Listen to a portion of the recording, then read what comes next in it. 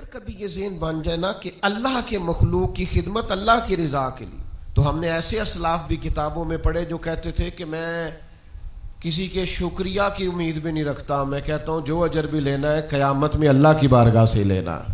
لوگوں کو چھوٹی چھوٹی مشکلات ہوتی ہیں، چھوٹی چھوٹی، ہمارے کہہ دینے سے، ہمارے کر دینے سے، ہمارے ذرا توجہ دے دینے سے وہ کام ہو جاتا ہے، لیکن ہم غور کرنے کو تیار نہیں ہوتے۔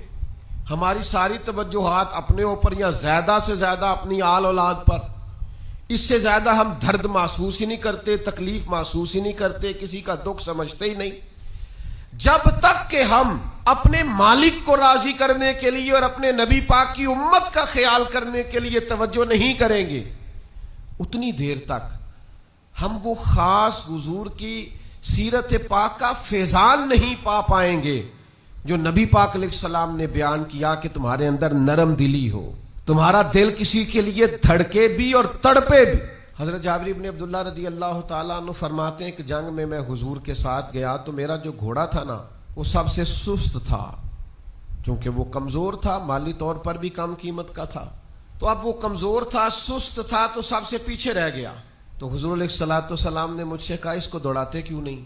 اچھا، یہ بھی میرے کریم کا کمال ہے کہ پیچھے رہ جانے والوں کا خیال رکھنا۔ حالانکہ جو پیچھے رہ جائیں لوگ ان کا خیال نہیں کرتے، کہتے میں سب سے پیچھے تھا، تو کریم فرمانے لگے اسے بھگاتے کیوں نہیں، دوڑاتے کیوں نہیں؟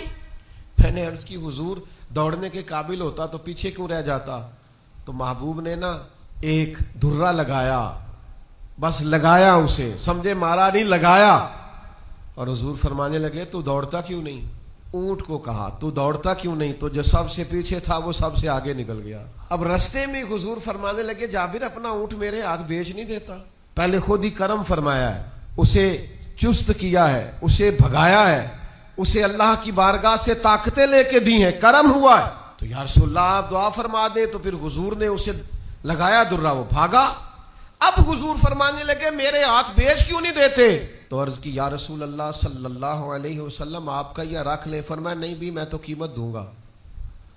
فرماتے حضور نے قیمت طے کر لی، فرمایا مدینہ شریف جا کے میں تمہیں قیمت دے دوں گا۔ کہتے میں مدینہ شریف آیا، میں نے اونٹ کی لگام تھامی، حضور کی بارگاہ میں حاضر ہوا، نبی پاک نے مجھے اونٹ کے پیسے دیے، اور جب میں لے کے واپس آنے لگا تو حضور نے اونٹ کی لگام بھی دوبارہ مجھے تھما دی۔